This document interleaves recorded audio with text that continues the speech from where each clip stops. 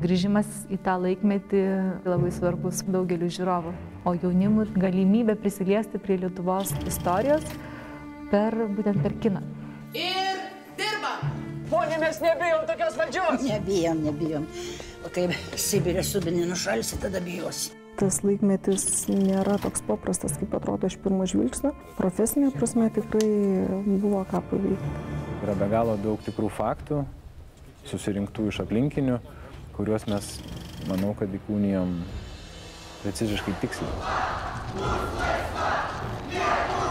Istoriniai faktai arba noras atkurti juos preciziškai stebino ir tas užsispyrimas visos komandos dailininkų, scenarijus, autorių, režisierių, atidumas detalėms. Negali būti tam nesakiniai. Negali net tas periodas. O Jėzų Marija, išmanėliai. Dėmesio! Aš atpažinau tos pačius elektros jungiklius, laidus, varvančius kranus. Viskas taip ir buvo ir čia taip lengva buvo patikėti. Kinas žaidžia tikrais dalykais. Balsuoti dirba! Akcija, važiuoja! Filmui besiruošdami mes užtrukome daugiau negu pusę metų. Tas dešimtmetis vis tiek skiriasi nuo dabartinio dešimtmečio. Aktoriams iš karto vyrams sakiau, viską turit vyrai auginti, ūsus, barzdas, bakus, viską ką galima, o aš jau paskui ten jau modeliuosiu ir kažką žiūrėsiu. Tai buvo fantastiški kostiumai, laikmetis. Neringa aš vadinau savo antrai mama aikštelėje. Neringa ir Aušra, tai grimas ir kostiumai buvo mano dvi mamos, kurias aš be galo pamilau. Tie kostiumai, kuriuos Neringa sugebėjo su savo komanda surinkti, supirkti, pataisyti, jie atitiko keliamus uždavinius. Netrukdyti papasakoti istoriją ir netrukdyti suabejoti laikmečių. Seksualumas ar moteriškumas yra vienas iš pagrindinių dalykų, ypač Ievos personaže. Nors matom gilių iškirpčių, labai trumpų sijonų, bet matom, pavyzdžiui, ergimas palaidinės, nuogas rankas, reiškia kažkokį prašviečiamą sijoną, be plevenantį. Tai iš tų dalykų manau, kad yra tiek, kiek galėjome leisti savo galvojant apie tą laikmetį.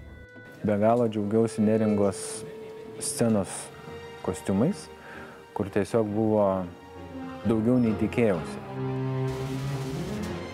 Tai, su kuo labai seniai norėjau dirbti, tai yra teatras kine.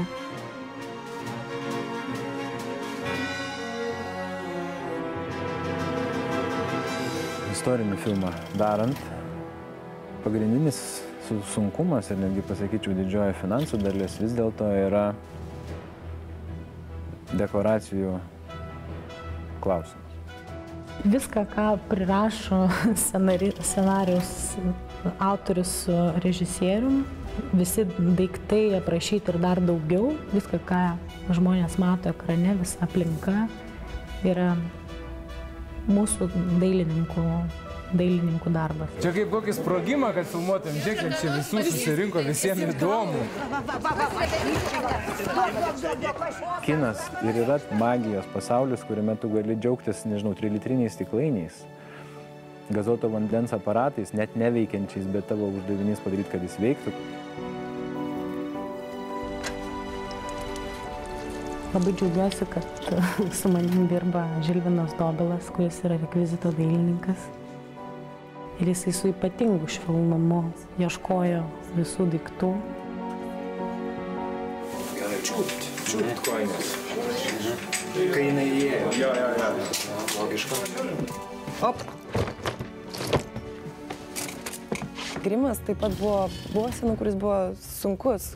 Kraujo visos scenos. Mušimo, tai randai, plaukų nukirpimas scena. Žaizdos, kraujai ir mėlynės, taip, tai čia yra grimuotojai, man atrodo, labai smagu, nes tai yra improvizacija.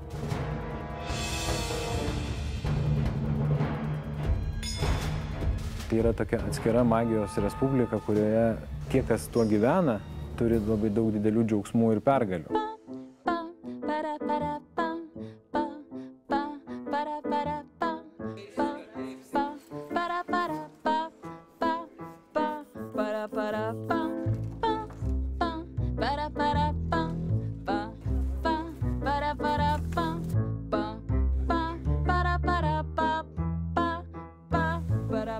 Brangieji, akcija!